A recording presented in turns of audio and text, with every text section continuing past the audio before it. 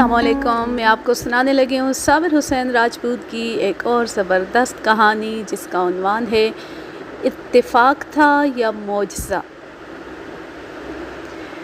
मैं उम्र के इस हिस्से में दाखिल हो चुका हूँ जहाँ ये भी यकीन से नहीं कह सकता कि आपको कोई और कहानी सुनाने के लिए इस दुनिया में होगा या नहीं। आज 10वां दिन है। मैं अपने खुश्क जहन को नचोड़ रहा हूँ। मैं कोई वाक़या याद करने की कोशिश कर रहा था तो मेरे बेटे के बच्चे ने मुझे आकर बताया, दादा अबू, रात को साथ वाले मोहल्ले में 2 घरों में चोरियाँ हुई हैं। बच्चे ने सनसनीखेज़ अंदाज में मुझे दोनों चोरियों की तफसील सुनाई। रावलपिंडी में और पाकिस्तान के हर शहर में एक मोहल्ले में एक ही रात में 2 चोरियाँ हो जाना कोई अजीब ख़बर नहीं। बच्चा तो कहानी सुनाकर और मुझसे दाद और प्यार वसूल करके चला गया, लेकिन मेरे जहन में एक चरखी चला गया। मुझे अपने लड़कपन के वक्तों की चोरी की वारदातें याद आने लगी। हर वारदात जो मुझे याद आई वो सिर्फ वारदात थी, उसमें कोई कहानी नहीं थी। आखिर यादों के इस सिलसिले ने मुझे एक जगह पर रोक लिया। ये नकब ज़नी की वारदात थी। ये मेरी नौजवानी के वक्त का वाक़या है। हमारे गांव से तकरीबन 3 मील दूर एक और गांव था। वहाँ के 2-3 बुज़ुर्ग हमारे बुज़ुर्गों के दोस्त थे। उस गांव के बास नौजवानों को हम जानते थे। कभी कभी उनमें से किसी के साथ मुलाकात हो जाती थी। उनमें एक का नाम सैयद अकबर था और वो सैयदा कहलाता था। जिस वक्त का ये वाक़या है उस वक्त उसकी उम्र 21-22 साल थी।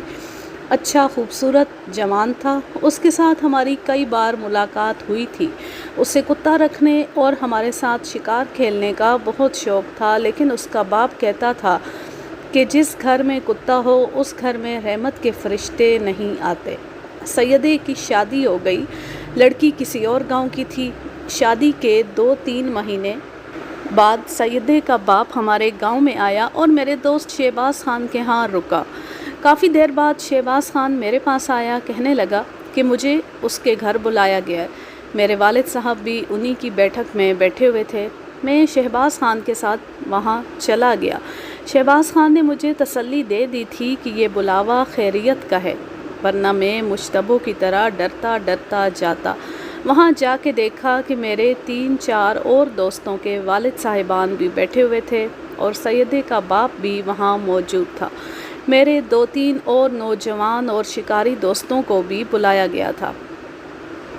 एक बात सुनो लड़कों, सैयदे के बाप ने कहा, सैयदे को भी शिकार पर ले जाया करो। चाचा जी, हमारे एक दोस्त अफसल ने कहा, हमने एक बार सईदे से कहा था कि वो हमारे साथ चला करे, लेकिन वो कहता था कि अब्बा जी को डर है कि घर में कुत्ता रखा तो रहमत के फरिश्ते यहाँ आना छोड़ देंगे। कुत्ता तो मैं अब भी उसे नहीं रखने दूँगा। मैं कह रहा हूँ कि वो शिकार पर जाया करे और कभी कभी तुम लोग हमारे गांव में उसके पास आ जाया करो। उस ज़माने में माँ बाप अपने बेटों को सही मानों में मर्द बनाते थे। मर्द से मुराद ये थी कि लड़का जिस्म का मजबूत और फुर्तीला हो, मुश्किलात को बर्दाश्त कर सके। लेकिन हम हैरान थे कि सईदा मर्दानगी के मयार पर पूरा उतरता था। वो कदावर जवान था। ऐसा भी नहीं था कि उसे ताश खेलने का चस्का पड़ गया हो। वो बड़ा अच्छा घुड़सवार था, कबड्डी का बड़ा अच्छा खिलाड़ी था, शर्मीला और बुज़दिल भी नहीं था। फिर मालूम नहीं क्या बात थी कि उसके बाप ने कहा था कि हम उसे अपने साथ लगा लें। दूसरे दिन सईदा हमारे गांव में आया। इससे पहले भी उसके साथ कभी कभी मुलाकात रहती थी। वो जिंदा दिल नौजवान था, हंसी मजाक का आदी था। उसकी शादी को 3 महीने हो गए थे। शादी के बाद हम उसे पहली बार देख रहे थे। मैंने और मेरे 2-3 दोस्तों ने उसके साथ वही मजाक किए जो नए शादीशुदा लड़कों के साथ किए जाते थे। मैं ये देखकर कुछ हैरान हुआ कि उसने मजाक का जवाब मजाक से देने की बजाय सर झुका लिया, और अगर वो ज़रा सा हंसा भी तो ये ज़बरदस्ती की हंसी थी। मैं और शहबाज उसे साथ ले आए। मैंने उन्हें अपने घर में बिठाया। सिर्फ ये नहीं कि वो खुश नहीं था, बल्कि उसके चेहरे पर अफसोस और मायूसी के तासुरात थे। इसकी वजह यही हो सकती थी कि वो शादी कहीं और करना चाहता था और माँ बाप ने कहीं और करा दी। یہی خیال ذہن میں رکھ کر میں نے اس سے پوچھا کہ وہ اتنا اداس اور پریشان کیوں ہے۔ اس نے بظاہر بے تکلفی سے کہا کہ شادی کر کے اس کی طبیعت بالکل بجھ گئی ہے۔ میں نے اسے کہا کہ شادی کر کے میری طبیعت بھی اسی طرح بجھ گئی تھی، لیکن تیسرے روز میری ماں نے اور میری بیوی نے ایسی آگ لگائی تھی کہ میری طبیعت پھر پہلے کی طرح دہنے لگی تھی۔ شہباز خان نے بھی اسے کہا کہ جب کسی کی آزادی غلامی میں بدل جاتی ہے تو اس کا یہی حال ہوتا ہے۔ نہیں بھائیو، سعیدے نے جواب دیا، میں اب بھی آزاد ہوں، لیکن کچھ پتہ نہیں چلتا کہ میرا دل خوش کیوں نہیں رہتا۔ یار سیدھی بات کرو، شہباز نے اسے کہا۔ دل کسی اور کو دے بیٹھے تھے اور ماں باپ گھوڑی پر بٹھا کر کسی اور جگہ لے گئے۔ خدا کی قسم یہ بات بھی نہیں۔ اگر بات پسند کی کروں تو اس سے اچھی لڑکی شاید نہ مل سکے۔ پھر کیا بات ہے؟ کیا وہ لڑنے جھگڑنے والی ہے؟ توبہ کرو جی، اونچی آواز نکالے تو میں اسے وہیں چھوڑ آؤں جہاں سے آئی ہے۔ پھر تم نے یہ برا سموہ کیوں بنایا ہوا ہے؟ کیا اس نے تمہارا حقہ پانی بند کر دیا؟ سعیدہ ہنس پڑا۔ اب بھی اس کی ہنسی بالکل پھیکی اور مردہ سی تھی۔ کوئی بات ضرور تھی جو اس نے ہمیں نہ بتائی۔ ہم نے اسے بتایا کہ ہم یاروں کے یار ہیں اور ہم اس سے ہمدردی سے اس کی پریشانی کی وجہ پوچھ رہے ہیں۔ ہم نے یہ بھی کہا کہ وہ ہمیں اپنے دل کی کوئی بات بتا دے گا تو وہ راز میں رہے گی۔ میں نے اس سے پوچھا کہ کبھی ہمارے ساتھ شکار پر چلے گا۔ اس نے کہا کہ وہ یہی پوچھنے آیا تھا کہ ہم شکار پر کب جا رہے ہیں۔ ہم نے کہا کہ جس روز وہ جانا چاہے ہم اس کے گاؤں آ جائیں گے۔ اس نے دوپہر کا کھانا ہمارے ساتھ کھایا اور کہا کہ ہم کل اس کے گاؤں آئیں۔ ہم 3 لڑکے تھے، میں، شہباز خان اور افضل۔ وہ جب جانے لگا تو ہم تینوں کچھ دور تک اس کے ساتھ گئے۔ جب ہم سے رخصت ہونے لگا تو میں نے اسے الگ لے جا کر بڑی سنجیدگی سے کہا کہ وہ ہم پر بھروسہ کرے۔ اگر کوئی ایسا مسئلہ اس پر آ پڑا ہے جو وہ اپنے گھر کسی کو نہیں بتا سکتا تو وہ ہمیں بتائے۔ ہو سکتا ہے ہم اس کا کوئی ایسا مسئلہ حل کر دیں جسے وہ بڑا ہی مشکل مسئلہ سمجھتا ہے۔ میری یہ بات سن کر وہ پہلے سے زیادہ اداس ہو گیا۔ دوسرے دن ہم تینوں دوست اس کے گاؤں چلے گئے۔ اس نے ہمیں ڈیوڑی یا بیٹھک میں بٹھانے کے بجائے اندر صحن میں بٹھایا۔ اس کی ماں نے ہم تینوں کا استقبال بڑے پیار سے کیا۔ اس کی بیوی بھی ہمارے سامنے آئی۔ بہت خوبصورت لڑکی تھی۔ ہمارے علاقے کے دیہات میں عورتیں پردہ نہیں کرتی۔ نئی دلہنیں ذرا شرماتی تھیں اور تھوڑا سا گھونگھٹ نکال لیتی تھی۔ سعیدے کی بیوی نے یہ تکلف بھی نہ کیا۔ اس کے چلنے پھرنے کے انداز اور ڈیل ڈول کو دیکھ کر معلوم ہوتا تھا کہ پھرتیلی اور کام کرنے والی لڑکی ہے۔ سعیدے کا باپ بھی ملا اور 1-2 باتیں کر کے باہر نکل گیا۔ ہم بہت دیر تک صحن میں گپے ہانکتے رہے۔ کھانا کھا کر سعیدے نے کہا کہ آؤ باہر گھوم پھر آئیں۔ وہ ہمیں اپنے راہٹ پر لے گیا۔ وہاں ہم پھر اس کے پیچھے پڑ گئے کہ وہ ہمیں بتائے کہ اسے کیا چیز پریشان کر رہی ہے۔ اس نے شاید پہلے ہی سوچا ہوا تھا کہ وہ ہمیں دل کی بات بتائے گا۔ بات کرتے ہوئے شرم آتی ہے، لیکن اب یہ حالت جو میری ہو رہی ہے میری برداشت سے باہر ہے۔ معلوم نہیں میری پہلی عادتوں سے تم واقف تھے یا نہیں۔ میں اس طرح نہیں ہوا کرتا تھا جس طرح تم مجھے دیکھ رہے ہو۔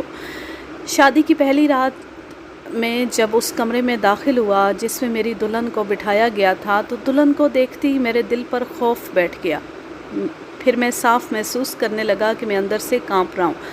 میں نے اپنے دونوں ہاتھوں کو دیکھا۔ یہ دیکھ کر میری طبیعت اور زیادہ گھبرائی کہ میرے دونوں ہاتھ بوڑھوں کی طرح کانپ رہے ہیں۔ میرا منہ خشک ہو گیا۔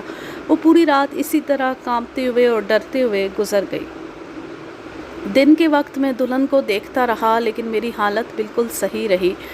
رات کی اس حالت کا مجھ پر بہت برا اثر تھا۔ میں یہ سوچ سوچ کر پریشان ہوتا تھا کہ میری دلہن معلوم نہیں کیا سوچتی ہوگی۔ دوسری رات بھی میری یہی حالت ہوئی۔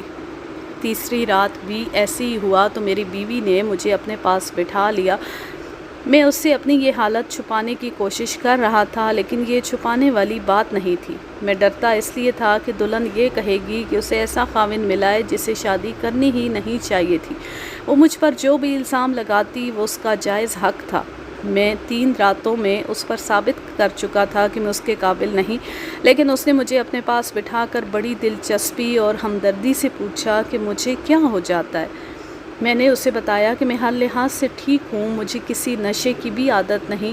ہر کوئی حقہ پیتا ہے لیکن میں نے حقے کو بھی کبھی منہ نہیں لگایا۔ مجھے کبھی کوئی ایسی بیماری بھی نہیں ہوئی جس نے مجھ میں کوئی مستقل خرابی پیدا کر دی ہو۔ پھر معلوم نہیں مجھے کیا ہو جاتا ہے کہ اس کمرے میں آتا ہوں تو میرا جسم اندر سے بھی اور باہر سے بھی کانپنے لگ جاتا ہے۔ میری بیوی کو یہ فکر تو نہ ہوا کہ میں معلوم نہیں کس مرض کا مریض ہوں۔ اس نے کہا کہ کسی دشمن نے مجھ پر تعویذ کرا دی ہیں۔ بیوی کا خیال تھا کہ یہ کالے جادو کا اثر ہے۔ میری بیوی نے یہ بھی کہا کہ اسے ایک آدمی پر شک ہے۔ میری بیوی کا رشتہ 2 لڑکوں کے والدین نے مانگا تھا، دونوں کو جواب دے دیا گیا۔ میری بیوی کہتی ہے کہ ان لڑکوں میں ایک کا باپ شیطان سا آدمی ہے۔ وہ میرے سسر سے اس بات پر ناراض ہو گیا تھا کہ اس کے بیٹے کو رشتہ کیوں نہیں دیا گیا۔ اس نے کسی سے مجھ پر کالا جادو کرا دیا ہے۔ حکایت میں کالے علم اور کالے جادو کی اتنی کہانیاں چھپ چکی ہیں کہ حکایت پڑھنے والوں پر کالا علم اثر نہیں کر سکتا۔ اس علم کے متعلق مزید کچھ بتانے کی ضرورت نہیں۔ ہمارے علاقے میں یہ علم زیادہ چلا کرتا تھا۔ میں ایک فرق بتا دیتا ہوں۔ کالا علم کرنے والے عامل الگ تھلگ ہوتے ہیں، وہ اس کا توڑ بھی کرتے ہیں۔ دوسرے پیر اور شاہ جی ہوتے ہیں جو پھونک مارتے اور تعویذ دیتے ہیں۔ ان پھونکوں اور تعویذوں کا کالے علم کے ساتھ کوئی تعلق نہیں ہوتا۔ دراصل ان پھونکوں اور تعویذوں کا تعلق کسی بھی علم کے ساتھ نہیں ہوتا۔ سعیدے کی بیوی کو یہ شک تھا کہ اس شیطان فطرت آدمی نے انتقاماً سعیدے پر کچھ کرا دیا ہے۔ میں نے اس شک کو صحیح نہ سمجھا۔ وہ آدمی انتقام لیتا تو لڑکی کے ماں باپ سے لیتا۔ سعیدے کا اس میں کوئی قصور نہیں تھا۔ سعیدے اور اس کی بیوی نے سعیدے کی یہ حالت گھر میں کسی کو نہ بتائی، لیکن سعیدہ پریشان اور مایوس رہنے لگا۔ اس کی ماں نے اس کی بیوی سے پوچھا کہ سعیدے کو کیا ہو گیا ہے کہ وہ اتنا چپ چپ رہتا ہے۔ بیوی نے بتا دیا۔ ماں نے سعیدے کے باپ کو بتایا۔ باپ نے سعیدے سے پوچھا۔ سعیدے کی رات کو جو حالت ہو جاتی تھی وہ اس نے باپ کو بتا دی۔ ان کے گاؤں سے 6-7 میل دور ایک گاؤں میں ایک ہندو حکیم بہت مشہور تھا۔ اس قسم کے حکیموں کو سیانے یعنی دانشمند کہا جاتا تھا۔ سعیدے کو باپ اس کے پاس لے گیا۔ حکیم نے سعیدے کو الگ بٹھا کر نبض دیکھی اور اس سے بہت سی باتیں پوچھی۔ حکیم نے اسے کوئی دوائی نہ دی۔ اس نے سعیدے کے باپ کو بتایا کہ لڑکا جسمانی لحاظ سے بالکل ٹھیک ہے، اسے دوائی کی ضرورت نہیں۔ پھر کیا مسئلہ ہے؟ سعیدے کے باپ نے حکیم سے پوچھا۔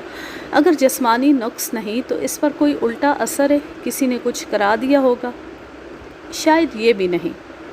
حکیم نے کہا، لڑکے نے مجھے تو کچھ نہیں بتایا، ہو سکتا ہے اس کا دل کہیں اور اٹکا ہوا ہو۔ باپ نے سعیدے سے پوچھا تو سعیدے نے قسمیں کھا کھا کر کہا کہ اس کا دل ہمیشہ اس کے قابو میں رہا ہے اور اس کے دل میں کوئی اور لڑکی نہیں۔ سعیدے کی ماں 15-16 میل دور ایک بڑے پیر سے تعویذ لے آئی اور سعیدے کے گلے میں ڈال دیا۔ یہ ہمارے علاقے کی مشہور گدی تھی۔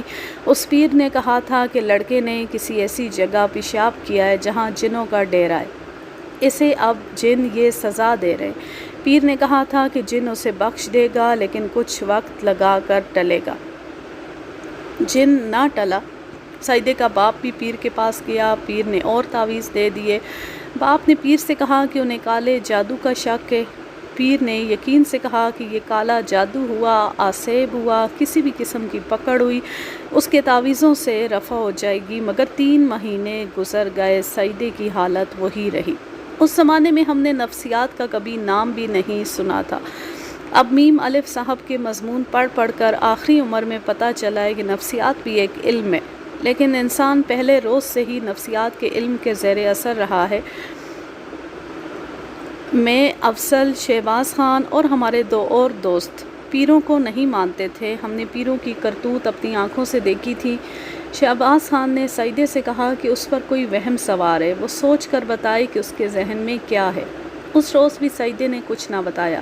اس کی پریشانی وجہ تھی کہ سعیدہ جو چست و چالاک اور پھرتیلا تھا اور ہر طرف ہنستا کھیلتا پھرتا تھا، اب زیادہ تر لیٹا رہتا ہے اور باہر جاتا ہے تو چپ چاپ رہتا ہے۔ باپ ہمارے گاؤں آتا رہتا تھا، اسے معلوم تھا کہ ہم کتوں کے شکار کو جایا کرتے ہیں۔ اس نے سوچا کہ بیٹے کو ایسے شغل میں لگا دے کہ وہ پہلے کی طرح خوش رہے۔ یہ سوچ کر اس کا باپ ہمارے گاؤں آیا تھا۔ سعیدے نے اس روز اپنے گاؤں میں ہمیں اتنا ہی بتایا کہ اس کے آنسو بھی نکل آئے۔ ہم نے اسے کہا کہ پیروں کے جال میں نہ آئے۔ وہ تو اس نے خود بھی دیکھ لیا تھا کہ اتنے بڑے اور اتنے مشہور پیر کے تعویذوں نے ذرا سا بھی اثر نہیں دکھایا تھا۔ مشکل یہ تھی کہ ہمارے پاس اس کا علاج بھی کوئی نہیں تھا۔ میں نے اور میرے دوستوں نے اسے کہا کہ وہ خدا کو یاد کیا کرے، نماز پڑھا کرے اور مسجد کے امام سے کوئی وظیفہ پوچھ کر وہ پڑھنا شروع کر دے۔ میں نے اسے کہا کہ خدا کی عبادت کے سامنے کوئی جادو اور کوئی تعویذ اثر نہیں کر سکتا۔ اس کی بیوی حوصلے اور صبر والی لڑکی تھی، وہ سعیدے کو خوش رکھنے کی کوشش کرتی تھی۔ بیوی کے اس رویے سے سعیدہ خوش رہنے کی بجائے اور زیادہ پریشان ہوتا تھا۔ ہم نے 2-3 روز بعد شکار کا پروگرام بنا لیا اور سعیدے سے کہا کہ وہ اس روز صبح سویرے تیار رہے، ہم اسے گاؤں سے ساتھ لے لیں گے اور شکار کو چلیں گے۔ اس سے سعیدہ کچھ خوش ہوا، وہ خود محسوس کرنے لگا تھا کہ اسے باہر نکلنا چاہیے۔ شکار والے دن ہم سورج نکلنے سے پہلے کتوں کو ساتھ لے کر اپنے گاؤں سے نکلے۔ سعیدے کے گاؤں سے اسے ساتھ لے لیا اور اس ارادے سے چل پڑے کہ آج دور جائیں گے۔ ہمارا شکار کوئی شکار تو نہیں تھا، یہ میں نے آپ کو اپنی کئی کہانیوں میں بتایا ہے کہ ہمارا شکار اتنا سا تھا کہ گیدڑ یا خرگوش دیکھا تو اس کے پیچھے کتے دوڑا دیے اور کتوں کے پیچھے ہم دوڑ پڑے۔ اس سے یہ ہوتا تھا کہ ہمارا لہو گرم اور ذہن ٹھنڈا رہتا تھا۔ ذہن میں ایسے خیال اور تصور آتے ہی نہیں تھے جو ہمارے قد 4.5 فٹ سے اوپر بڑھنے ہی نہ دیتے اور ہمیں جوانی میں ہی بوڑھا کر دیتے۔ کتوں کا شکار تو آج کل بھی لوگوں کو کھیلتے دیکھا ہے، جیپوں پر کتوں کو لے جاتے اور شکار کھیلتے ہیں، کیسٹ پلیئر ان کے ساتھ ہوتے ہیں۔ ہم خود ہی جیپیں اور خود ہی گھوڑے ہوا کرتے تھے۔ اسی مشقت اور بھاگ دوڑ اور ذہن کو اپنے قابو میں رکھنے کا کرشمہ ہے کہ عمر کے آخری حصے میں پہنچ کر بھی جسم بیماریوں سے محفوظ ہے اور ٹانگوں میں اتنی پھرتی ہے کہ راولپنڈی کی کسی سڑک پر چلتے جب کوئی چھچورا چھوکرا موٹر سائیکل کے کرتب دکھاتا تیز رفتاری سے قریب سے گزرتا ہے تو میں اچھل کر فوراً ایک طرف ہو جاتا ہوں۔ سعیدے کو ہم ساتھ لے گئے، ہمارے ساتھی آگے آگے جا رہے تھے، میں نے سعیدے کو پیچھے اپنے ساتھ کر لیا۔ شہباز خان بھی ساتھ تھا، ہم اس کے ساتھ اس کے مسئلے کے متعلق باتیں کرنا اور سننا چاہتے تھے۔ ہم سب کو خوش باش اور بھاگتا دوڑتا دیکھ کر وہ اور زیادہ اداس ہو گیا۔ باتیں کرتے کرتے اس کے قدم رکنے لگے۔ تمہیں ایک اور بات بتاؤں، لیکن تم ہنسو گے۔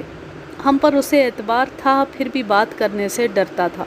میں نے اسے کہا کہ اس کے دل و دماغ میں جو بات بھی جو خیال بھی اٹکا ہوا ہے وہ باہر نکال دے۔ اس نے ایک بات دل سے نکال کر ہمارے آگے رکھ دی، یہ میں آپ کو اپنے لفظوں میں سناتا ہوں۔ سعیدے کی عمر 4 سال سے ذرا کم یا زیادہ تھی۔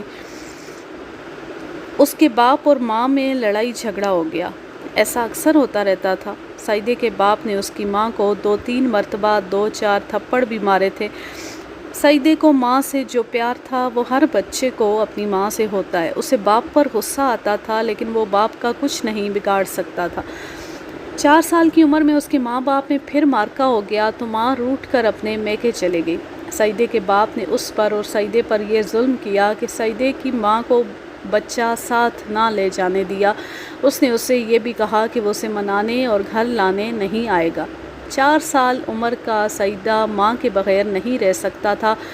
باپ اس کے ساتھ بہت پیار کرتا تھا۔ سعیدے کا بڑا بھائی تھا، وہ بھی سعیدے کو اپنے ساتھ رکھتا تھا، لیکن سعیدہ اپنی ماں کے لیے روتا تھا۔ اس کا باپ امیر زمیندار تھا۔ اس نے ایک مزارہ کی نوجوان بیٹی کو اپنے گھر ہانڈی روٹی اور سعیدے کے لیے رکھ لیا۔ اس لڑکی کی عمر 17-18 سال تھی اور شکل و صورت کی اچھی تھی۔ وہ سعیدے کے ساتھ پیار بھی کرتی اور اس کے ساتھ کھیلتی بھی تھی۔ سعیدے کو باپ اپنے پاس سلاتا تھا۔ سعیدے کو یہ لڑکی ماں کی طرح اچھی لگنے لگی۔ سعیدے کے بھائی کی عمر 20-21 سال تھی اور اس کی منگنی ہو چکی تھی۔ ایک روز سعیدے کا باپ گھر نہیں تھا، اس کا بھائی گھر تھا۔ نوکرانی سعیدے کے ساتھ کھیل رہی تھی۔ سعیدے کے بھائی نے نوکرانی کو بلایا اور اسے بھوسے والے کمرے میں لے لیا، پھر اس نے دروازہ بند کر لیا۔ 2-3 منٹ بعد سعیدے کو اس کمرے میں سے نوکرانی کے رونے کی اور غصے سے باتیں کرنے کی آوازیں سنائی دی۔ سعیدہ گیا، وہ تو بچہ تھا۔ اس نے دروازے کو ہاتھ لگایا تو دروازہ اندر سے بند تھا۔ دیہات کے کواڑ برائے نام ہوتے ہیں، ان میں کھلی درزیں ہوتی ہیں۔ سعیدے نے درز کے ساتھ آنکھ لگا کر دیکھا، اس کا بھائی نوکرانی کے ساتھ دھینگا مشتی کر رہا تھا اور نوکرانی اس سے بچنے کی کوشش کر رہی تھی۔ وہ جن کا دیا کھاتی تھی ان کے تنو مند بیٹے سے بچ نہ سکی۔ پھر سعیدے کے بھائی نے اسے چاقو دکھا کر کہا کہ اس نے زبان کھولی تو وہ اسے قتل کر دے گا۔ لڑکی زبان بند نہ رکھ سکی۔ سعیدے کا باپ گھر آیا تو نوکرانی نے رو رو کر اسے بتایا۔ باپ نے سعیدے کے بھائی کو مکوں اور ٹھڈوں سے پیٹنا شروع کیا تو یہی نظر آتا تھا کہ وہ اپنے بیٹے کو جان سے مار کر دم لے گا۔ سعیدے کا بھائی شاید بے ہوش ہو گیا تھا۔ باپ گرج گرج کر یہی کہتا تھا، مر جا حرام کی اولاد، تو میرے گھر پیدا کیوں ہوا تھا؟ پھر باپ نے نوکرانی کو گلے لگایا اور بہت دیر اس کے سر پر ہاتھ پھیرتا رہا۔ سعیدے کو بڑے ہو کر ماں نے بتایا تھا کہ اس لڑکی کی شادی کا آدھا خرچ، جس میں جہیز کی کچھ چیزیں بھی شامل تھیں، سعیدے کے باپ نے دیا تھا۔ اس کے بعد سعیدے کے بڑے بھائی کے ساتھ اس کے باپ نے کبھی پیار اور محبت کی بات نہیں کی تھی۔ اس کی شادی کر کے اسے الگ مکان بنوا دیا تھا۔ کہتا تھا کہ تم عزت اور غیرت والوں کی حویلی میں رہنے کے قابل نہیں ہو۔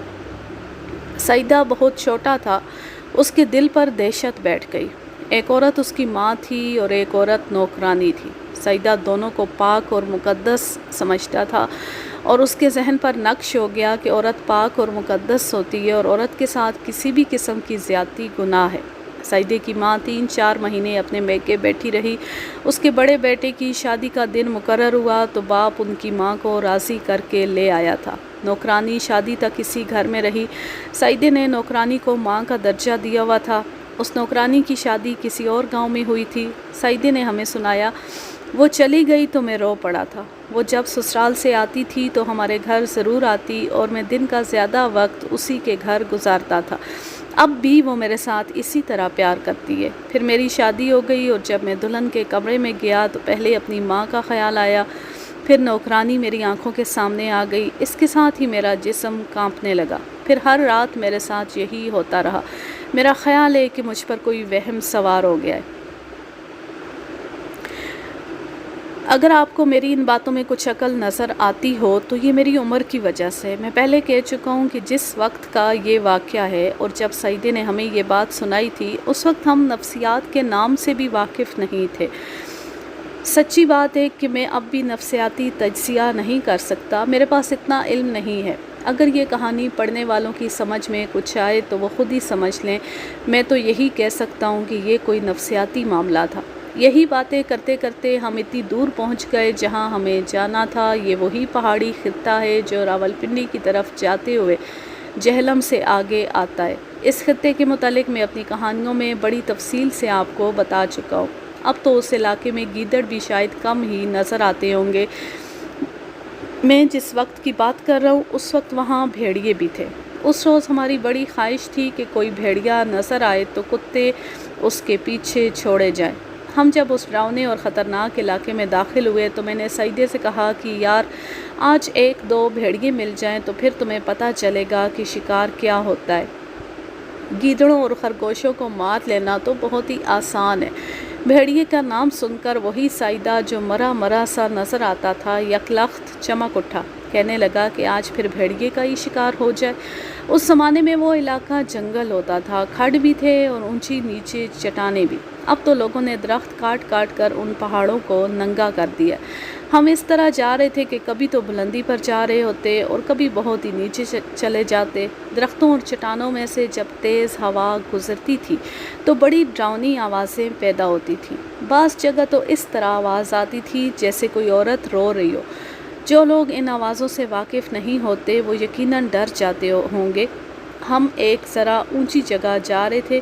ہمارے 2-3 ساتھیوں کے پاس خلیلیں تھیں۔ تھوڑی دور درخت پر چیلیں بیٹھی ہوئی تھیں۔ ہمارے ایک دوست نے چیل کو خلیل سے پتھر مارا۔ اتنی دور سے خلیل سے پھینکا ہوا چھوٹا سا پتھر چیل کا کچھ نہیں بگاڑ سکتا، لیکن ایسے لگتا تھا جیسے پتھر چیل کے سر پر لگاؤ۔ چیل اڑی لیکن ہوا میں پھڑ پھڑا کر تھوڑی دور آگے گہرے علاقے میں گری۔ ہم جہاں کھڑے تھے وہاں سے وہ جگہ نظر نہیں آتی تھی۔ یہ تو ہمارے لیے معمولی سا تماشا تھا۔ ہم سب نے اپنے اس ساتھی کو اتنے اچھے نشانے کی داد دی، لیکن ہمیں معلوم نہیں تھا کہ تماشا تو اب شروع ہوگا۔ یہ اس طرح ہوا کہ چیل گری اور اس کے ساتھ ہی ہمیں کتوں کے بھونکنے اور غرانے کی آوازیں سنائی دی۔ میرے 2-3 ساتھیوں نے کان کھڑے کر کے کہا کہ یہ کتے ہیں، کسی نے کہا کہ یہ بھیڑیے معلوم ہوتے ہیں۔ ہم تیز نہیں دوڑ سکتے تھے کیونکہ درخت بھی تھے اور زمین بہت اونچی نیچی اور پتھریلی تھی۔ یہ زیادہ تر پھلائی کے درخت تھے جو اونچے نہیں ہوتے، ان کی ڈالیاں زمین سے ذرا ہی اوپر ہوتی ہیں اور اس درخت کے کانٹے ٹیڑھے اور بڑے تیز ہوتے ہیں۔ ان درختوں میں سے تیزی سے گزر کر جانا ممکن نہیں تھا۔ ہم جو آگے بڑھتے جاتے تھے یقین ہوتا جاتا تھا کہ یہ بھیڑیوں کی ہی آوازیں۔ کچھ اور آگے گئے تو یہ بلندی یکلخت نیچے چلی گئی۔ ادھر سے اس کی شکل پہاڑی جیسی تھی، نیچے کچھ جگہ ہموار تھی، اس میں درخت بھی تھے اور اس کے ارد گرد نوکیلی چٹانیں تھیں۔ ہمیں وہاں یہ تماشا نظر آیا کہ جس چیل کو ہمارے ایک دوست نے گرایا تھا وہ آگے آگے بھاگ رہی تھی اور 3 بھیڑیے اسے پکڑنے کی کوشش کر رہے تھے۔ چیل کے پنجے خاصے تیز ہوتے اور اس کی چونچ بڑی سخت ہوتی ہے۔ یہ گوشت کھانے والا پرندہ ہے۔ جو بھیڑیا اس کے قریب جاتا چیل پر پھیلا کر زمین سے ذرا اٹھتی اور اس کے منہ پر پنجے مارتی۔ وہ بھیڑیا پیچھے ہٹ جاتا۔ معلوم ہوتا تھا کہ بھیڑیوں نے چیل کے پر توڑ دیے، یا یہ وجہ تھی کہ غلیل کا پتھر اس کے پر کی جڑ میں لگا ہوگا، اس لیے وہ اڑنے کے قابل نہیں رہی تھی۔ بھیڑیے اسے یوں پکڑنے کی کوشش کر رہے تھے جیسے وہ اس کے ساتھ کھیل رہے ہوں۔ ہم نے کتوں کی زنجیریں ابھی کھولی نہیں تھیں۔ انہوں نے بھیڑیوں کو دیکھا تو وہ زنجیریں توڑانے لگے۔ ہم نے کتے چھوڑ دیے۔ بھیڑیے چونکہ اپنے شکار کو پکڑ رہے تھے اس لیے وہ بھاگنے کی بجائے مقابلے پر اتر آئے۔ اس روز ہمارے ساتھ صرف 7 کتے تھے۔ ہم خود نیچے نہ گئے، اوپر کھڑے تماشا دیکھتے رہے۔ ہمارے کتوں نے بھیڑیوں کو گھیرے میں لے لیا لیکن بھیڑیے مقابلے کے لیے پوری طرح تیار تھے۔ ہم نے دیکھا کہ معلوم نہیں کہاں سے ایک اور بھیڑیا نکل آیا۔ یہ ہم نے بہت بعد میں سنا تھا کہ بھیڑیے خواہ کتنے ہی ہوں، وہ اپنی تعداد سے کم تعداد کے کتوں کا بھی مقابلہ نہیں کیا کرتے۔ تھوڑی دیر بعد ہمیں وجہ معلوم ہو گئی کہ یہ بھیڑیے کیوں اتنے زیادہ کتوں کے مقابلے میں ڈٹ گئے ہیں۔ دائیں طرف ایک چٹان تھی جو درمیان سے ذرا پھٹی ہوئی تھی۔ وہاں جھاڑیاں خاصی گھنی تھی۔ وہاں سے بھیڑیوں کے 2 بچے باہر آئے۔ ہم سمجھ گئے کہ یہ بھیڑیے یہیں کے رہنے والے ہیں اور یہاں ان کے بچے ہیں۔ آپ نے دیکھا ہوگا کہ کمزور اور ڈرپوک سی کتیا جب بچے دیتی ہے تو وہ ہر کسی پر جو بچوں کے قریب سے گزرے حملہ کر دیتی ہے۔ بھیڑیوں کی خونخواری اور دلیری کی وجہ بھی یہی ہو سکتی تھی کہ وہاں ان کے بچے تھے۔ چوتھا بھیڑیا جو بعد میں آیا تھا وہ اسی جگہ سے نکلا ہوگا جہاں سے بچے باہر آئے تھے۔ بھیڑیوں کی غلطی تھی کہ وہ 4 کی تعداد میں تھے اور 7 شکاری کتوں کے مقابلے میں جم گئے تھے۔ ان کے درمیان بڑی خونریز لڑائی ہوئی۔ ہمارے ایک دوست کے سفید بل ٹیریئر کتے کا رنگ بالکل لال ہو گیا۔ ہم میں سے کسی نے کہا کہ کوئی کتا مارا جائے گا۔ لڑائی اتنی خطرناک تھی کہ ہم سب ڈر گئے کہ ان کے قریب گئے تو ہم میں سے بھی کوئی مارا جائے گا۔ خود اپنے کتوں سے ہمیں خطرہ نظر آ رہا تھا۔ یہ ایسا منظر تھا جو فلمانے کے قابل تھا۔ ایسے سین تو آپ نے کبھی انگریزی فلموں میں بھی نہیں دیکھے ہوں گے۔ چیل کا پتہ ہی نہ چلا کہ وہ کہاں غائب ہو گئی ہے۔ وہاں درخت زیادہ تھے۔ کتے اور بھیڑیے لڑتے لڑتے بکھرنے لگے۔ اوپر سے ہمیں اپنے بعض کتے نظر نہیں آتے تھے۔ وہاں اب حالت یہ تھی کہ کبھی 2 کتے ایک بھیڑیے سے لڑ رہے ہوتے تو کبھی 2 بھیڑیے ایک کتے کو گھیر لیتے۔ ہم اس وجہ سے نیچے اترنے لگے کہ کوئی کتا خطرے میں ہو تو اسے بچا لیں۔ نیچے اترنے تک مارکے کی صورت یہ ہو چکی تھی کہ ایک بھیڑیا بھاگ نکلا تھا اور شاید 3 کتے اس کے پیچھے چلے گئے تھے۔ بھیڑیوں نے شاید ہمیں دیکھ لیا تھا۔ ہم 1 2 نہیں 10 11 لڑکے تھے۔ ہم سب نے اپنے کتوں کو للکارنا شروع کر دیا۔ بھیڑیوں کو تو بھاگنا ہی تھا۔ پھر میدان جنگ کے حالات یہ ہو گئے کہ 1 یا 2 بھیڑیے ان جھاڑیوں میں غائب ہو گئے جہاں سے ان کے بچے باہر آئے تھے۔ 2 کتے ان جھاڑیوں کے اندر جاتے اور واپس آ جاتے۔ یہ بھیڑیوں کی کچھار تھی جس کا دہانہ جھاڑیوں کے پیچھے چھپا ہوا تھا۔ پیچھے چٹان تھی، دہانہ ہمیں نظر نہیں آ رہا تھا۔ بھیڑیے دہانے کے اندر ہوں گے اور اندر سے کتوں کے منہ پر پنجے مارتے ہوں گے۔ 2-3 اور کتے جو کسی اور بھیڑیے کے پیچھے چلے گئے تھے وہ بھی آ گئے اور جھاڑیوں پر بار بار حملہ کرنے لگے۔ ہمیں معلوم نہیں تھا کہ اندر 1 بھیڑیا یا 2 ہیں۔ افضل اور ہمارے ایک اور دوست موٹر نے دائیں بائیں سے ذرا اوپر جا کے دیکھا تو انہوں نے کہا کہ کتوں کو پکڑ لو۔ وہ کہتے تھے کہ کچھار کا منہ اتنا تنگ ہے کہ بھیڑیا یا کتا بیٹھ کر اندر جا سکتا ہے۔ اندر سے یہ کچھار کھلے غار کی طرح ہو گئی خطرہ یہ تھا کہ کوئی کتا اندر چلا بھی گیا تو اسے باہر نہیں نکالا جا سکے گا۔ بھیڑیے تو اندر اور باہر آنے جانے کے عادی تھے، مشکل کتوں کے لیے تھی۔ ہم نے کتوں کو پکڑ پکڑ کر پیچھے گھسیٹنا شروع کر دیا، وہ ہمارے قابو میں آتے ہی نہیں تھے۔ 3 کتے زخمی تھے۔ ہم نے بڑی مشکل سے کتوں کو پیچھے کیا اور انہیں زنجیریں ڈالی۔ تب ہم نے دیکھا کہ ایک کتا کم ہے اور سعیدہ بھی کہیں نظر نہیں آ رہا۔ ہمارے کتے بھونک اور ہررا رہے تھے، اس لیے اور کوئی آواز نہیں سنائی دیتی تھی۔ سعیدے کا ہم سب کو اس لیے زیادہ فکر ہوا کہ وہ پہلی بار ہمارے ساتھ آیا تھا اور وہ ذہنی لحاظ سے ٹھیک نہیں تھا۔ وہاں سانپوں کا بھی خطرہ تھا، بھیڑیوں کا خطرہ تو تھا ہی۔ ہمیں ابھی معلوم نہیں تھا کہ کچھار میں کتنے بھیڑیے گئے ہیں اور کتنے باہر ہیں۔ ہم اونچی نیچی چٹانوں اور ٹیکریوں میں گرے ہوئے تھے، درخت بھی زیادہ تھے، اس لیے تھوڑی دور تک بھی نظر نہیں آتا تھا۔ ہم سب بکھر کر ادھر ادھر دیکھنے لگے۔ فوراً ہی ہم میں سے کسی نے بلند آواز سے کہا، ادھر ہے اوئے! میں قریب ہی تھا، ادھر کو دوڑا۔ میرے سامنے 2 اونچی ٹیکریاں تھیں جن کے درمیان ذرا سی کشادہ گلی تھی، یہ آگے سے بند تھی۔ ہمارا گمشدہ کتا بھی وہیں تھا اور سعیدہ بھی، لیکن 2 بھیڑیوں نے انہیں بڑے سخت اور خطرناک مارکے میں الجھایا ہوا تھا۔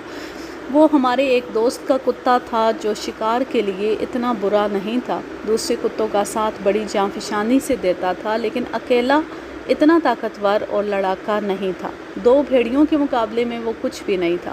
اگر سعیدہ اس کے ساتھ نہ ہوتا تو 2 بھیڑیے اسے اب تک چیر پھاڑ چکے ہوتے۔ وہ ذرا سا زخمی معلوم ہوتا تھا لیکن بھاگ نہیں رہا تھا۔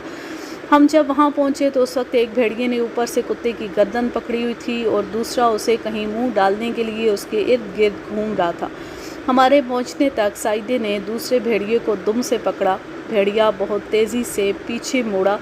یہ ذہن میں رکھیں کہ بھیڑیا کتا نہیں ہوتا، درندہ ہوتا ہے۔ خدا نے اس کے پنجے اور دانت چیرنے پھاڑنے کے لیے بنائے ہیں اور بھیڑیا بڑا پھرتیلا درندہ ہے۔ اگر سعیدہ اسے کتے کی قسم کا جانور سمجھ رہا تھا تو یہ اس کی غلطی تھی۔ ہم تو سمجھے کہ سعیدہ گیا، لیکن سعیدہ بھیڑیے سے زیادہ تیز نکلا۔ اس نے بھیڑیے کو پیچھے گھسیٹا، خود بھی پیچھے ہٹا اور زور سے گھوما، پھر گھومتا ہی رہا۔ بھیڑیا زمین سے اٹھا۔ سعیدے نے اسے 4-5 چکر دیے، جس طرح آپ نے اولمپکس میں کھلاڑیوں کو زنجیر والا گولا پھینکتے دیکھا ہوگا۔ بھیڑیا چیخنے لگا۔ سعیدے نے اسے گھما گھما کر زور سے چھوڑا۔ بھیڑیا 10-12 گز دور ایک درخت کے تنے سے جا لگا اور گرا۔ وہ بڑی تیزی سے اٹھا، اسے چکر آئے تھے اور اسے چوٹ بھی لگی تھی۔ وہ بھاگنے لگا لیکن اسے پتہ نہیں چل رہا تھا کہ کس طرف جائے۔ وہ ہماری طرف دوڑا لیکن لڑکھڑا رہا تھا۔ ہم نے کتے چھوڑ دیے۔ دوسرے بھیڑیے نے کتے کی گردن منہ میں لی ہوئی تھی۔ اس نے بھیڑیے کی پہلی چیخوں سے ہی ڈر کر کتے کی گردن چھوڑ دی، ہماری طرف دیکھا اور ہوا کی رفتار سے ساتھ والی ٹیکری پر چڑھ کر دوسری طرف غائب ہو گیا۔ دوسرا بھیڑیا ہمارے کتوں کے نرخے میں آ گیا تھا۔ اس کی بدقسمتی سب سے آگے افضل کا بولی تھا۔ بولی نے اپنا مخصوص داؤ استعمال کیا۔ اس نے بھیڑیے کی گردن اوپر سے منہ میں لے لی اور زور زور سے بھنبوڑنے لگا۔ باقی کتوں میں سے کسی نے اس کی ایک ٹانگ پکڑی، کسی نے دوسری، جس کا جہاں منہ پڑا اس نے دانت گاڑ دیے اور 2 منٹ میں انہوں نے بھیڑیے کا پوسٹ مارٹم کر دیا۔ میں اور شہباز دوڑ کر سعیدے تک پہنچے۔ اس کی قمیض کی ایک آستین کندھے سے کلائی تک پھٹی ہوئی تھی اور اس کے بازو پر بھیڑیے کے پنجے کی خراشیں تھیں جن میں سے خون نکل رہا تھا۔ ایک لڑکے نے اپنی پگڑی پھاڑ کر خراشیں صاف کیں اور خدا کا شکر ادا کیا کہ یہ صرف خراشیں تھیں، زخم کھال سے نیچے تک نہیں گئے تھے۔ اس کے بازو پر ہم نے پگڑی لپیٹ دی۔ سعیدے نے بتایا کہ اس نے اس کتے کو ادھر آتے دیکھ لیا تھا۔ 2 بھیڑیے اس کے پیچھے آئے۔ سعیدہ اس کتے کو بھیڑیوں سے بچانے کے لیے ان کے پیچھے گیا تھا۔ ایک بھیڑیے نے سعیدے پر حملہ کیا تھا۔ سعیدے نے بھاگنے کے بجائے اس کا مقابلہ اس طرح کیا کہ بھیڑیے نے اسے پنجے مارنے کے لیے اگلی ٹانگیں اٹھائیں تو سعیدے نے فٹ بال کو کک مارنے کی طرح بھیڑیے کے پیٹ میں کک ماری۔ بھیڑیا پیچھے تو ہٹا لیکن اس کے بازو پر پنجہ مار گیا۔ سعیدہ خالی ہاتھ تھا۔ اس نے ایک پتھر اٹھا لیا اور بھیڑیے کو مارا جو بھیڑیے کو ذرا بچ کر لگا۔ اگر سعیدہ بھیڑیے کے آگے بھاگ اٹھتا تو اس کا خدا ہی حافظ تھا۔ اس نے بڑی دلیری سے بھیڑیے کا مقابلہ کیا، پھر دونوں بھیڑیے کتے پر ٹوٹ پڑے۔ ہمارے علاقے میں آج بھی بھگیاڑ یعنی بھیڑیا خوفناک درندہ سمجھا جاتا ہے۔ اس زمانے میں بھی اسے سب خوفناک سمجھتے تھے، لیکن بھیڑیے بہت کم تھے۔ کبھی رات کو دور سے بھیڑیے کی آواز سنائی دیتی تھی۔ میں جس پہاڑی اور جنگلاتی علاقے کا واقعہ سنا رہا ہوں، وہاں اس دور میں بہت بھیڑیے ہوتے تھے اور وہاں انہیں شکار بھی بہت مل جاتا تھا۔ اب تو وہاں بھی گاؤں آباد ہو گئے ہیں اور پکی سڑکیں بن گئی ہیں اور بھیڑیے غائب ہو گئے ہیں۔ سعیدہ بہت خوش تھا، کہتا تھا کہ آئندہ بھی ادھر ہی آیا کریں گے۔ میرے ایک دوست نے اسے کہا کہ گھر جا کر یہ نہ بتانا کہ ہم بھیڑیوں کے شکار کو گئے تھے، اور یہ بھی نہ بتانا کہ یہ بھیڑیے نے پنجہ مارا ہے۔ کہنا کہ یہ کتے کا پنجہ لگا ہے۔ اگر بتا دو گے تو ہماری ماں کو بھی پتہ چل جائے گا، پھر کتوں کے ساتھ ہمارا گاؤں سے باہر نکلنا بند کر دیا جائے گا۔ میں نے بتایا ہے کہ بھیڑیے کو بہت خوفناک درندہ سمجھا جاتا تھا۔ مائیں اپنے بچوں کو بھگیاڑ کے نام سے ڈرایا کرتی تھیں اور اپنے شیطان بیٹوں کو گالی بھی یہی دیا کرتی تھیں، تجھے بھگیاڑ کھا جائیں، تیرا کلیجہ بھگیاڑوں کے آگے ڈالوں گی۔ لیکن کوئی ماں نہیں چاہتی تھی کہ بھگیاڑ کی آواز بھی اس کے بیٹے تک پہنچے۔ پھر ہوا بھی ایسے ہی کہ اپنے بیٹے کے کلیجے بھیڑیوں کے آگے پھینکنے والی ماؤں کو پتہ چل گیا کہ پچھلی بار وہ کتوں کو ساتھ لے گئے تھے تو بھیڑیوں کے ساتھ لڑائی جھگڑا کیا تھا۔ ماؤں کو یہ خبر 5-6 روز بعد سعیدے کے گاؤں سے ملی۔ 10-12 مائیں ایک دوسرے کے گھر کو دوڑ پڑیں۔ ہر ایک کی زبان پر یہی الفاظ تھے، ہیری وہ تیرا بھی گیا تھا بھگیاڑوں کے شکار پر، میرا شیطان بھی گیا تھا۔ ماؤں کی کانفرنس منعقد ہوئی اور ہمارے خلاف بڑی زوردار قراردادیں پاس ہوئیں۔ پھر ماؤں نے ہمیں جو بے تکی سنائی وہ ہم نے بڑے شریف اور برخوردار بچوں کی طرح سر جھکا کر سن لی۔ میری ماں نے میرا ایک کان پکڑا اور کھینچ کر اپنے پاؤں میں بٹھا لیا۔ کہنے لگی کہ کھا قسم تو آئندہ ادھر نہیں جائے گا جدھر بھگیاڑ ہوتے۔ میں نے اسی قسم کی قسم کھائی جس طرح ہمارے وزیر وزارت سنبھالنے سے پہلے حلف اٹھایا کرتے ہیں۔ اس ایک واقعے سے آپ کو اندازہ ہو گیا ہوگا کہ سعیدہ کتنا دلیر اور مضبوط دل کا نوجوان تھا۔ اس سعیدے کو کون بزدل اور ڈرپوک کہہ سکتا تھا؟ ہم 4-5 دنوں بعد اسے دیکھنے گئے کہ اس کے زخم ٹھیک ہوئے یا نہیں۔ وہ اب بالکل ٹھیک تھا۔ ہم نے اس سے پوچھا کہ اسے بھی گھر سے جوتے پڑے تھے یا نہیں۔ اس نے بتایا کہ ماں کا رنگ پیلا پڑ گیا تھا اور ماں نے غریبوں کو پیسے اور روٹی دی اور مجھے گالیاں دی تھی۔ اس نے بتایا کہ اس کے باپ نے اس کی خوب حوصلہ افزائی کی تھی اور کہا تھا کہ تم اصل مرد ہو۔ ہم نے اس سے پوچھا کہ اب بھی رات کو اس پر وہی اثر ہوتا ہے یا ختم ہو گیا؟ اس نے بتایا کہ وہ اثر پہلے کی طرح موجود ہے۔ پھر ہم اسی معاملے پر بات کرتے رہے۔ اس نے بتایا کہ یہاں سے 1.5-2 میل دور چھوٹا سا جو گاؤں ہے، وہاں 3-4 مہینوں سے کوئی نیا شاہ آیا ہوا ہے اور آتے ہی وہ مشہور ہو گیا ہے۔ میری ماں کہتی ہے کہ تم اس کے پاس جاؤ، بیوی بھی یہی کہتی ہے، میرے ابا کا بھی یہی ارادہ ہے، لیکن تم کہتے ہو کہ ان پیروں اور شاہوں سے کچھ حاصل نہیں ہوتا۔ میں نے خود بھی اتنے بڑے پیر کو آزما کر دیکھ لیا ہے، رتی برابر فائدہ نہیں ہوا۔ میں تمہیں پھر یہی کہوں گا، جو مانگنا ہے اپنے اللہ سے مانگو۔ شہباز خان بولا، ہاں یار، ہم نے تمہیں پہلے بھی کہا تھا کہ اللہ کی عبادت کرو۔ ہم اسے پکا کر کے واپس آ گئے۔ تقریباً 1 مہینہ بعد سعیدہ ہمیں ملنے ہمارے گاؤں آیا۔ میں نے سب سے پہلے اس میں یہ تبدیلی دیکھی کہ وہ اداس اور مایوس نہیں تھا، بلکہ ہنستا مسکراتا آیا، اور جب مجھ سے بغلگیر ہوا تو ایسے پتہ چلتا تھا کہ وہ میری پسلیاں توڑ دے گا۔ کیوں سعیدے، معلوم ہوتا ہے کوئی تعویذ اثر کر گیا ہے؟ ہاں، سعیدے نے میری پیٹھ پر بڑی زور سے ہاتھ مار کر کہا، یہ تمہارے تعویذ کا اثر ہے۔ اس نے جو واقعہ سنایا وہ اس وقت میرے لیے بڑا عجیب تھا، آج میں اسے عجیب نہیں سمجھتا۔ میں یہ واقعہ اسی کے الفاظ میں سناتا ہوں۔ میرے والدین میرے پیچھے پڑ گئے کہ میں اس شاہ کے پاس ضرور جاؤں۔ بیوی نے بھی یہی زور دیا۔ میں نے انکار تو کیا، لیکن مجھے دیکھ کر یہ تینوں بہت پریشان رہتے تھے۔ میں نے سوچا کہ وہی ہوگا جو اللہ کو منظور ہوگا۔ میں کم از کم ان تینوں کو خوش کرنے کے لیے ان کا کہا مان لوں۔ ایک روز میں اکیلا ہی وہاں چلا گیا۔ شاہ کو دیکھا تو میرے دل نے گواہی دی کہ یہ شخص پہنچ والا پیر فقیر نہیں ہو سکتا۔ وہ تو لال سرخ پہلوان لگتا ہے۔ اس کی آنکھیں اس طرح چڑھی ہوئی تھیں جیسے وہ نشے میں ہو۔ اس کے سامنے 3-4 آدمی بیٹھے تھے۔ انہوں نے مجھے اشارہ کیا کہ میں اس شخص کے پاؤں کو ہاتھ لگاؤں اور سلام کروں۔ میں نے ایسے ہی کیا۔ شاہ نے نشیلی سی آواز میں مجھ سے پوچھا کہ میں کہاں سے آیا ہوں اور کیوں آیا ہوں۔ میں نے اسے بتا دیا کہ مجھ پر کیا گزر رہی ہے۔ اس نے اسی طرح جھومتی ہوئی آواز میں بڑے رعب سے کہا، تمہارے ساتھ کچھ نہیں ہو رہا، جو کچھ ہو رہا ہے وہ اس بیچاری لڑکی پر ہو رہا ہے، اسے ساتھ لاؤ، پھر میں تمہیں بتاؤں گا کہ یہ کسی نے کچھ کیا ہوا ہے یا کوئی جن وغیرہ ہے۔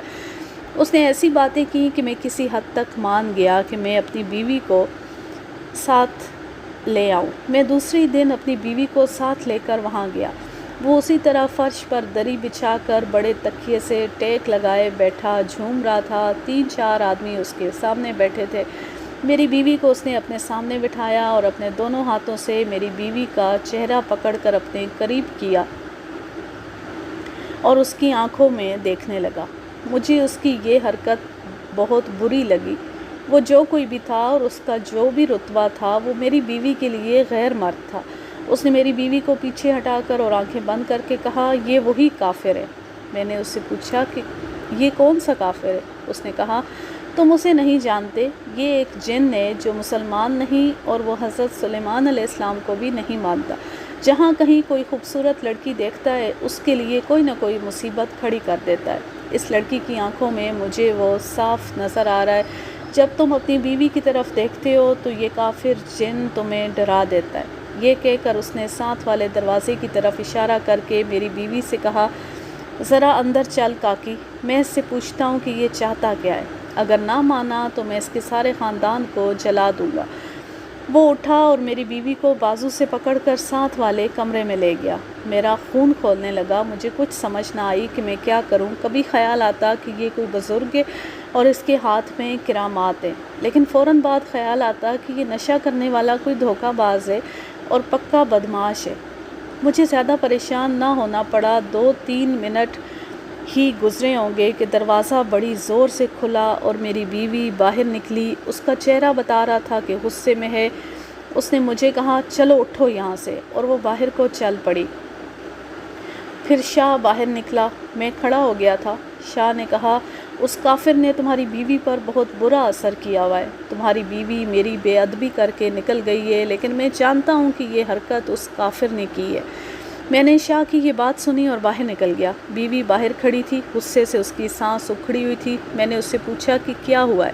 یہ بھی اچھا ہوا کہ اس نے خود مجھے کہا تھا کہ اس شاہ کو بھی آزما لیتے ہیں۔ اگر میں اسے اس کی مرضی کے خلاف وہاں لے جاتا تو اس روز وہ جوتی اتار کر میرے سر پر مارتی۔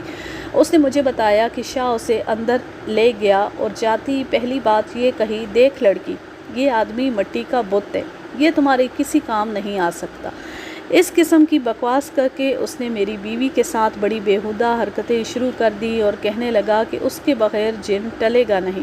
شاہ نے اور زیادہ ذلیل حرکتیں شروع کر دی۔ میری بیوی سمجھ گئی اور وہ باہر نکلے۔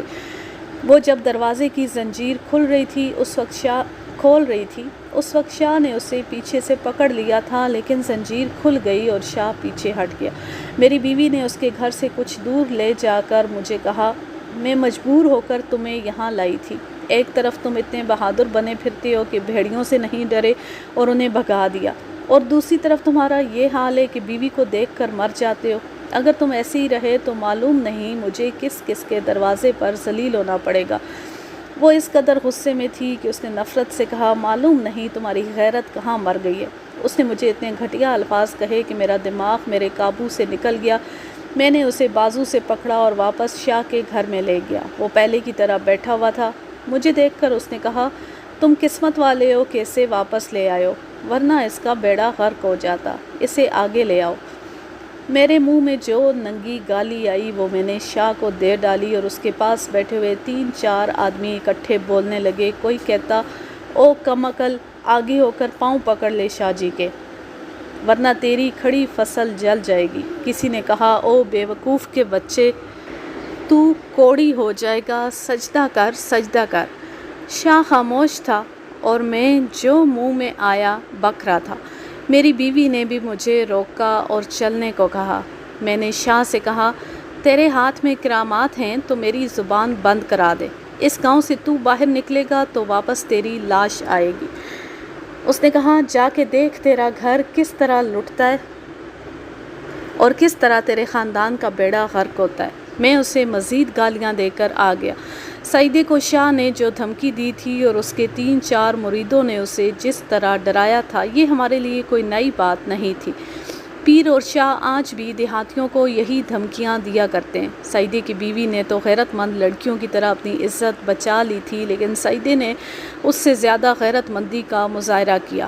وہ اکیلا تھا اور خالی ہاتھ بھی تھا، لیکن اس نے شاہ اور اس کے مریدوں کو للکارا۔ اس واقعے کو 4 دن ہو گئے ہیں، سعیدے نے کہا، اور میں ٹھیک ٹھاک ہو گیا ہوں۔ جس روز میں شاہ کو واہی تباہی سنا کر آیا تھا، اسی رات میری وہ حالت ختم ہو گئی تھی جو بیوی کے کمرے میں جاتے ہی ہو جایا کرتی تھی۔ میرا خیال ہے کہ میرے اندر جو گانٹھ پڑ گئی تھی وہ بیوی کے طعنوں نے کھول دی ہے۔ اس نے مجھے ایسی باتیں کبھی نہیں کہی تھیں، لیکن اس روز شاہ کے گھر سے واپس آتے ہوئے اس نے مجھے راستے میں بڑی سخت باتیں کہہ دی۔ وہ بہت بھڑکی ہوئی تھی۔ اس نے جب کہا میں تمہاری بیوی ہوں، ماں تو نہیں، تو میرا دماغ پھٹنے پر آ گیا۔ میں نے اسی وقت محسوس کر لیا کہ میرے اندر کچھ ہوا ہے۔ رات کو پتہ چل گیا کہ کیا ہوا ہے۔ سعیدہ اپنی اصلی حالت پر آ گیا تھا، لیکن اس نے ہلکے سے ڈر کا بھی اظہار کیا کہ شاہ کی بد دعا نہ لگ جائے۔ ہم نے اس کا یہ وہم دور کیا اور کہا کہ اس کا کوئی نقصان ہونا ہوتا تو اس وقت تک ہو چکا ہوتا۔ سعیدہ خوش واپس چلا گیا۔ ہم نے اس شاہ کے خلاف پروپیگنڈا شروع کر دیا۔ لوگوں کو ہم سعیدے اور اس کی بیوی والا واقعہ نہیں سنا سکتے تھے۔ ہم نے دیکھا کہ لوگ الٹا ہمیں برا بھلا کہتے تھے۔ شاہ کی شہرت ہمارے گاؤں میں بھی آ گئی تھی۔ ہم کہتے تھے کہ جو کچھ ہے اللہ کی ذات ہے۔ آخر اللہ تعالیٰ نے اپنا ایک کرشمہ دکھا دیا۔ 6-7 دن گزر گئے تو ہم نے شکار کا ارادہ کیا اور اپنے نوکر کو سعیدے کے گاؤں یہ پیغام دے کر بھیجا کہ صبح ہم بہت سویرے نکلیں گے اور وہ تیار رہے۔ وہ شام کو میرے پاس آ گیا، کہنے لگا کہ رات یہیں گزارے گا اور صبح ہمارے ساتھ شکار کو چلے گا۔ ابھی صبح اندھیری تھی جب ہم گاؤں سے نکلے۔ سعیدہ کہنے لگا کہ آج پھر ادھر ہی چلو۔ اسے بھیڑیوں کا شکار ہی اچھا لگا تھا۔ ہم نے اسے کہا کہ آج کسی اور طرف جائیں گے، لیکن اس کا مطلب یہ تھا کہ کسی خطرناک جگہ چلیں جہاں خطرناک جانور ملے۔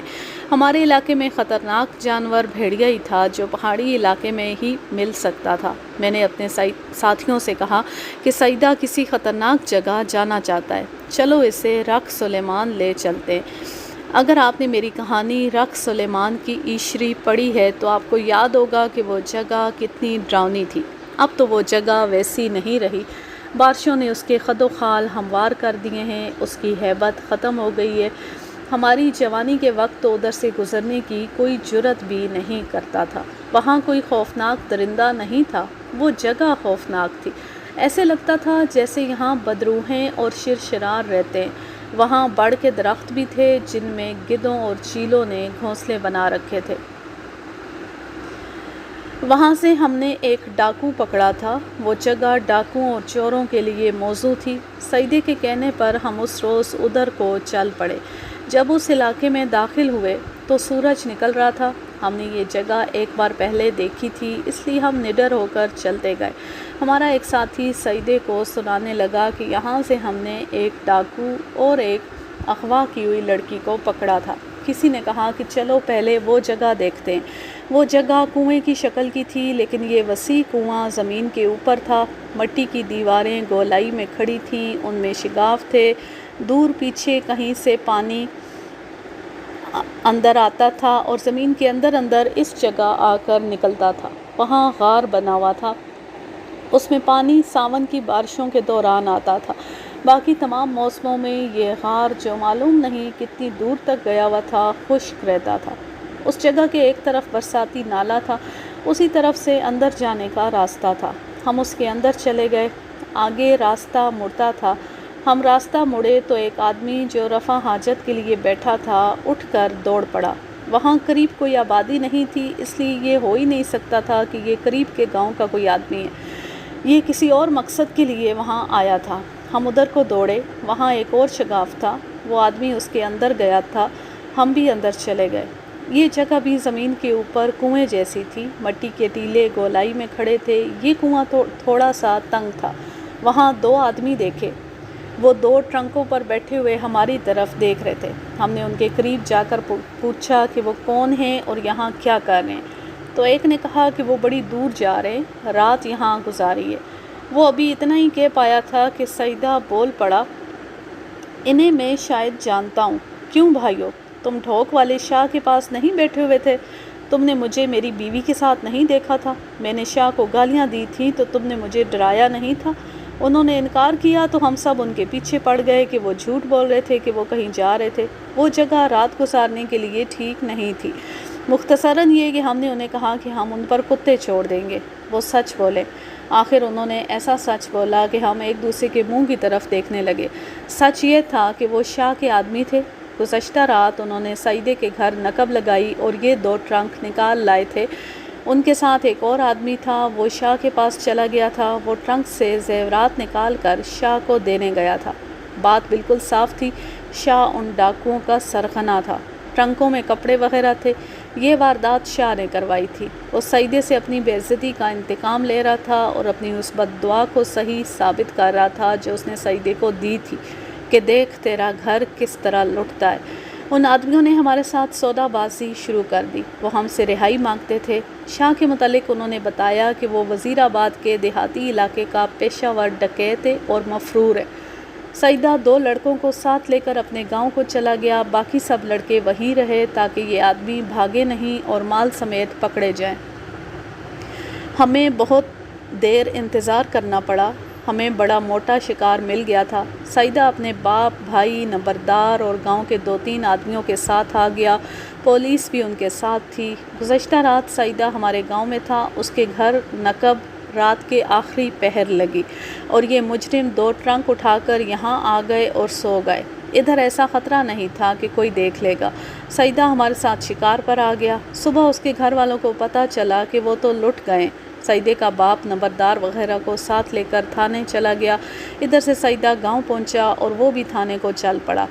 اسے تھانے دار آدھے راستے میں آتا مل گیا۔ اس نے ان سب کو بتایا کہ گاؤں میں جانے کے بجائے اس کے ساتھ چلے چور بے مال کے پکڑے گئے ہیں۔ یہ اتفاق معجزے سے کم نہیں تھا۔ اگر ان آدمیوں کو ہم نہ دیکھ لیتے تو شاہ پر کوئی بھی شک نہ کرتا۔